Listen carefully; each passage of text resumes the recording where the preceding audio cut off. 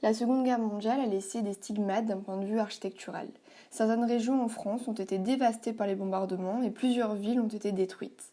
Il y a donc un besoin urgent de construire une grande quantité de logements, faisant émerger une idée d'urbanisme qui changera le visage de la ville. Aussi, nous avons choisi la problématique suivante. Quelles ont été les grandes étapes de la reconstruction, en étudiant plus particulièrement Marseille? Dans un premier temps, nous verrons donc l'habitat provisoire, ensuite la reconstruction intensive, le concept de la ville moderne et utopie, la cité selon Le Corbusier, et enfin, industrialiser la construction. Dès 1945, l'État prend plusieurs mesures d'urgence pour tenter de remédier à la pénurie de logements. On construit alors 100 000 habitations provisoires destinées aux réfugiés. On crée également un droit de réquisition au bénéfice des sans-abri. Cet habitat provisoire va durer dans certaines villes plus de 20 ans. La première solution d'urgence est la maison préfabriquée qu'on appelle aussi le baraquement. C'est une maison dont les éléments sont construits en usine et assemblés sur le lieu même où elle est établie. Les procédés constructifs sont répétitifs.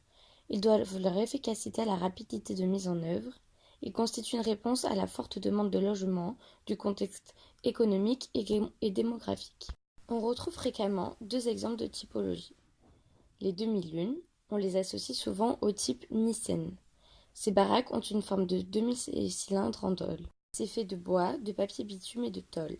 L'ensemble repose sur un soubassement en briques, l'isolant du sol. Ces dimensions sont standardisées. On a également les UCASAN.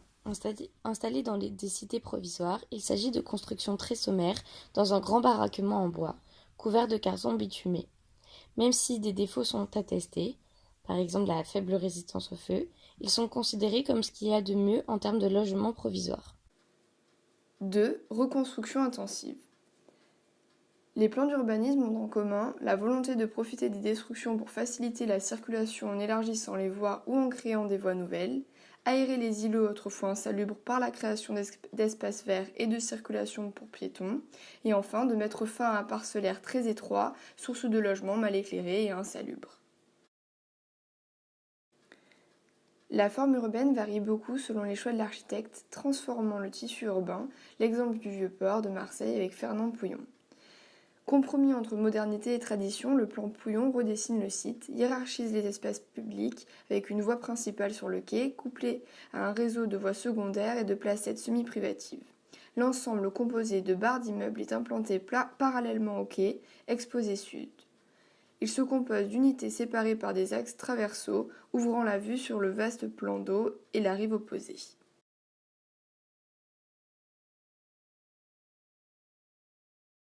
Dans ce contexte de reconstruction, l'État fait appel aux architectes pour réfléchir sur de nouvelles façons de concevoir la ville et l'habitat.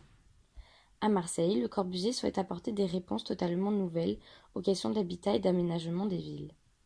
Habiter est la première des fonctions sur laquelle l'urbaniste doit porter son attention. Il pense les différents espaces de la vie quotidienne qui doivent s'établir de façon rationnelle à partir des zones d'habitation. Dans ces conditions, chaque déplacement est organisé. Des installations communautaires sont mises en place aux abords des logements et des espaces de plein air sont aménagés. À cette ville moderne doit donc s'associer un plan d'urbanisme nouveau. La cité radieuse à Marseille est un des quelques exemples construits en appliquant l'utopie de Le Corbusier.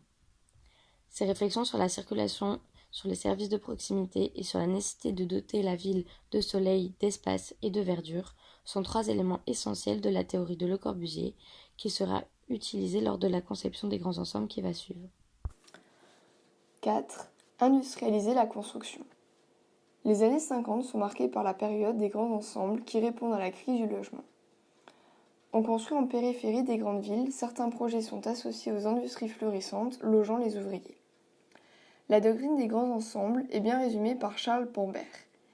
Habitat collectif, signification urbaine. Architecture, simplicité. Construction, économie.